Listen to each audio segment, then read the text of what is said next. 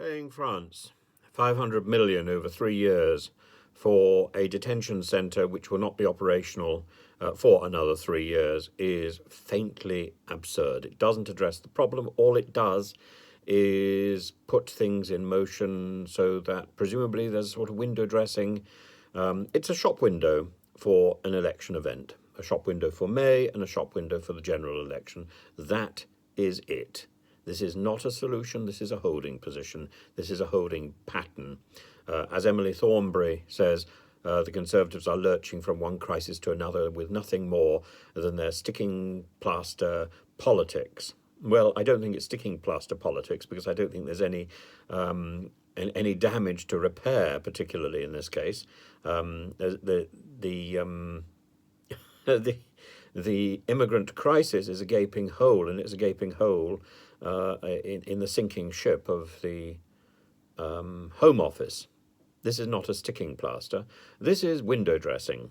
This is the shop dummies being wheeled out, or at least the promise of shop dummies being wheeled out. This is like the hoarding that is being put up with the promise of Christmas decorations around Harrods.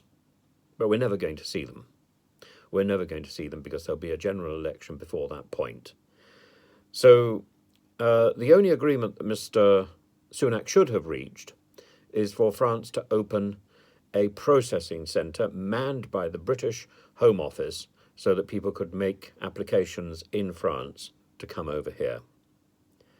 A detention centre is absurd. What are we doing? We're setting up a concentration camp in France. It's like Germany setting up concentration camps in Poland. Oh dear, am I treading on some sort of Gary Lineker language there? Maybe I am.